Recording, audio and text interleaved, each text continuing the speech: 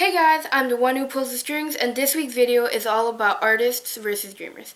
First of all, this video is not meant to offend anybody, and I'm not going to say that artists are better than dreamers or dreamers are better than artists, because obviously you need both to make a full art community. Now, I've been on DeviantArt, and I feel that there are two types of artists out there. People who are artists and people who are dreamers. Now, artists. They're the ones who have very, very good technique. Whatever they do in art, they will have perfect technique. They will perfect their style. They might be the greatest fan artists out there. But a lot of the times their content is very lacking because they get their inspiration by actual objects or things, or they might get, inspired by things in real life. They might try drawing something and it might just be random. So a lot of the times their content is very lacking. They don't really have any content. And if they do, then it's not going to be very significant. It's going to be very obvious.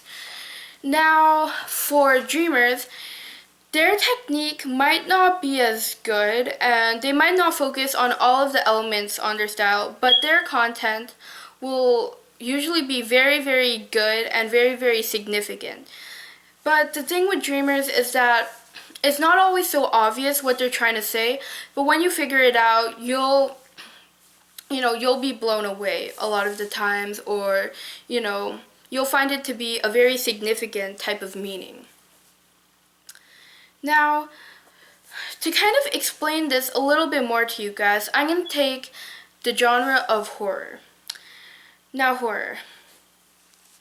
Both types of artists, they have a different way of approaching the genre of horror. Now, artists, what they will do, they will make a picture to horrify everybody. They will straight out horrify everybody. So, for example, creepypasta. The person who drew Jeff or drawings of Slenderman, those are usually done by artists because they're trying to scare you by obviously drawing something scary. Jeff has his open eyes with no eyelids. His mouth is all, bloody, and he has a carved smile. And Slenderman is just a huge, tall creature that's just, stalking little children. And that will, outright horrify anybody. Now, with dreamers, what they will do, they will take the concept of horror and draw it. So, for example, they might take a child and they are absolutely horrified, okay? You'll see the horrified expression on their face. And at first you might not get it. You're going to be like, okay, this child is horrified, but what is, this child horrified of? What a dreamer might do is that they'll put subtle hints like shadows or papers or writings on the wall, anything like that.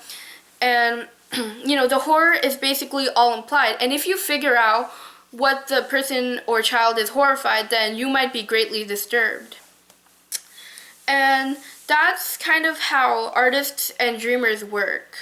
I hope you guys understand. This is a pretty kind of hard concept, but, that's the best way I can explain it.